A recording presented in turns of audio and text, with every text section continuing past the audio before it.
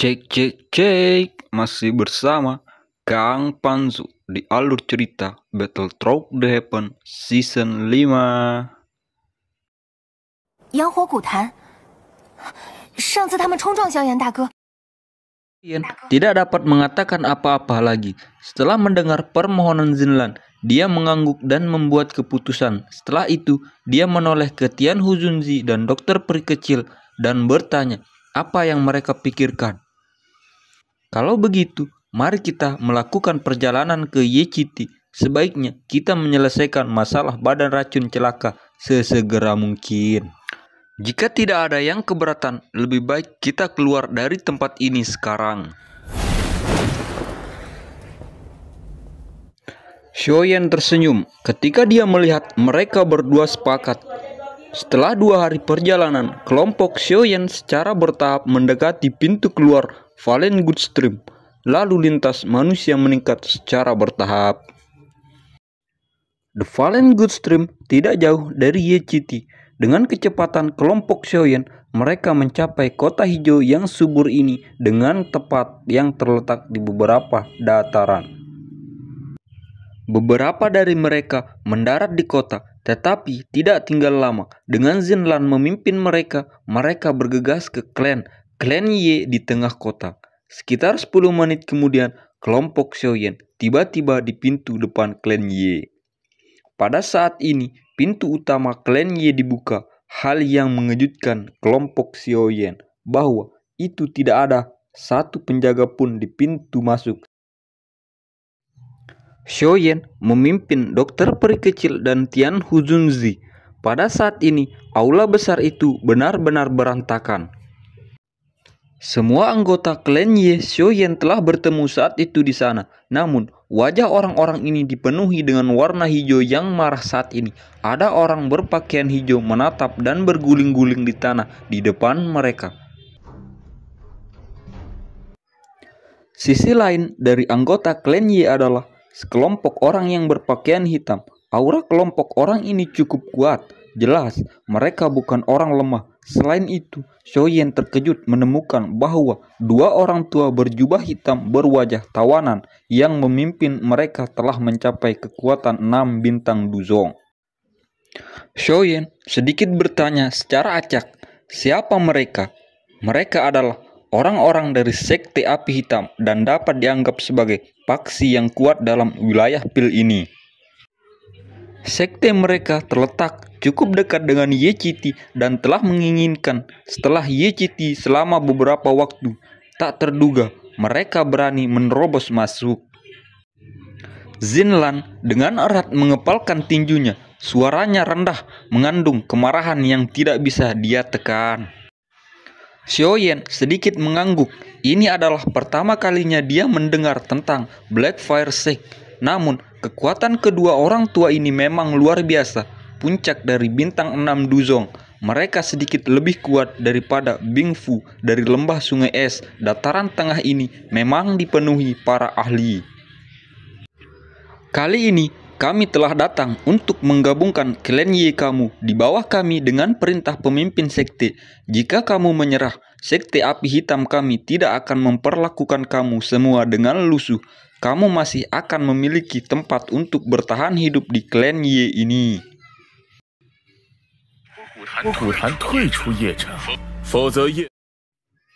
Wajah semua anggota dari klan Ye dipenuhi dengan kemarahan ketika kata-kata ini diucapkan.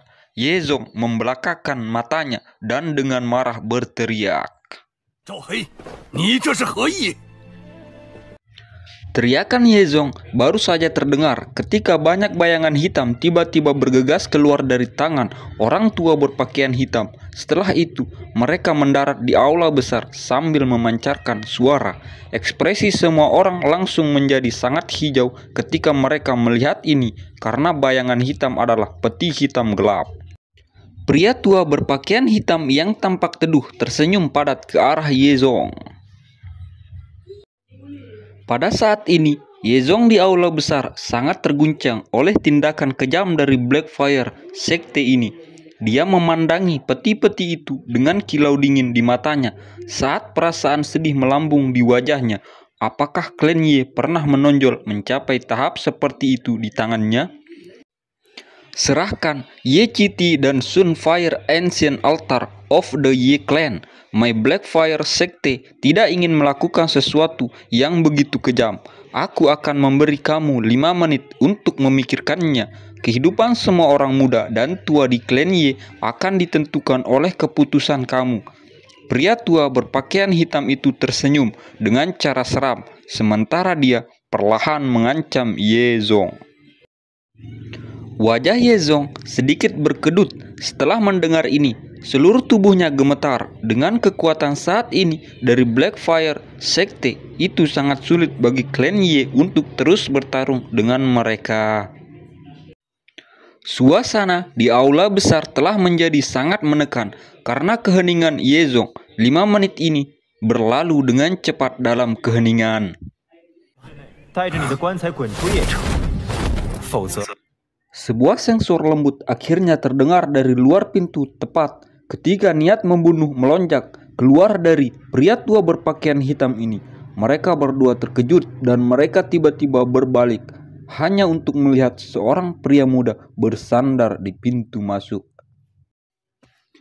Pemuda itu mengabaikan mereka. Dia menggerakkan kakinya dan perlahan berjalan ke aula besar. Suara yang tenang dan lembut perlahan-lahan terdengar seperti gelombang air.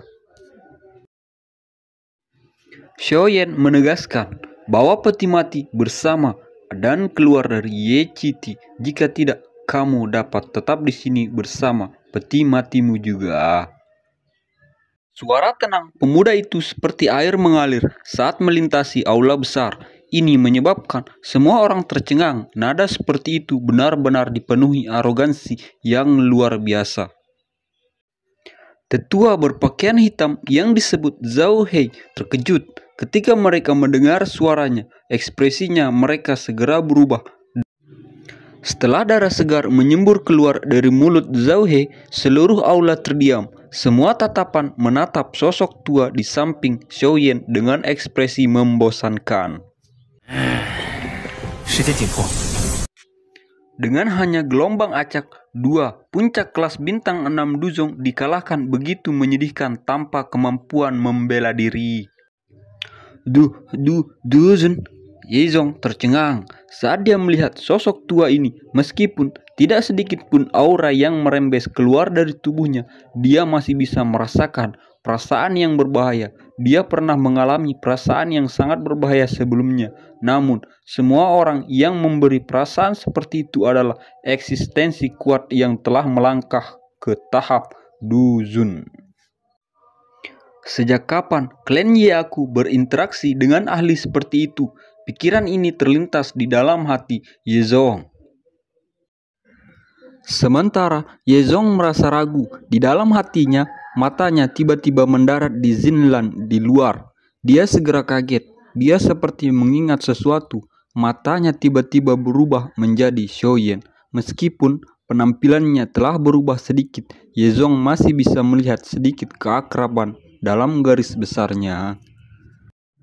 Pikiran ini terlintas di dalam hatinya. Bahkan Ye Zong tidak bisa membantu tetapi menghirup napas udara dingin.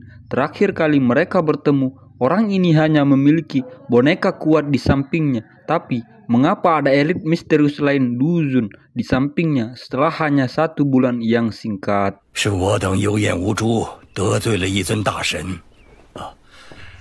Orang ini pasti memiliki latar belakang yang bagus. Kalau tidak, bagaimana mungkin baginya untuk membuat seorang elit Duzun mengikuti di sampingnya?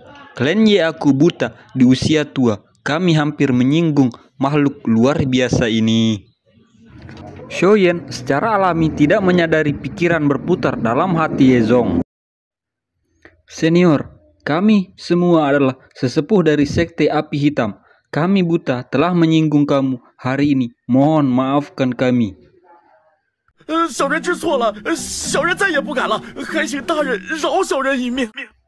Enyahlah.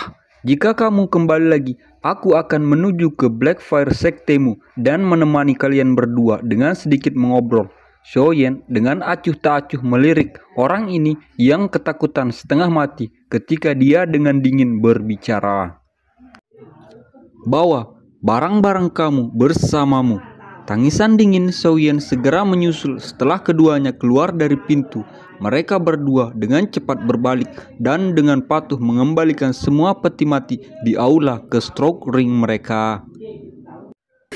Para anggota klan Yi di aula besar hanya pulih beberapa saat setelah menonton orang-orang dari Blackfire Sekte melarikan diri dengan cara yang menyedihkan. Rasa hormat muncul di mata mereka ketika mereka melihat Xiaoyan dan Tianhu Zunzi di sampingnya. "Kakek, apakah kamu baik-baik saja?" Sosok Zinlan buru-buru berlari ke aula dan bertanya dengan suara yang mengkhawatirkan saat menghadapi Yezong. Yezong menggelengkan kepalanya, matanya langsung mendarat di Xiaoyan saat ia menghela napas lembut. Dia membungkukkan tubuhnya dan menangkupkan kedua tangannya dengan cara yang serius. "Tuan Xiaoyan, terima kasih telah menyelamatkan kami. Tolong jangan meremehkan klan Ye." Saat itu juga di hati Xiaoyan, beberapa anggota klan Ye terkejut ketika mereka mendengar kata-kata Yezong. Xiaoyan secara acak melambaikan tangannya. Sebaliknya, ia mengatakan niatnya, "Kali ini aku telah datang ke klan Ye dengan maksud meminjam altar kuno Sunfire. Bolehkah aku tahu jika Elder Yezong akan meminjamkannya kepada aku?" Mata Yezong melirik Zinlan di sampingnya. Setelah mendengar ini, dia buru-buru mengangguk padanya. Dia hanya bisa tertawa pahit seperti yang dia katakan. "Tuan Xiaoyan telah menyelamatkan klan Ye aku hari ini, meskipun Sunfire Ancient Altar tidak dapat dipinjamkan kepada orang luar." Xiaoyan hanya mengangguk pelan setelah mendengar bahwa itu Yezong tidak mengatakan apapun untuk menghindari masalah ini. Yezong memerintahkan anggota klan untuk membersihkan aula besar sebelum secara pribadi memimpin kelompok Xiaoyan ke bagian yang lebih dalam dari klan Ye.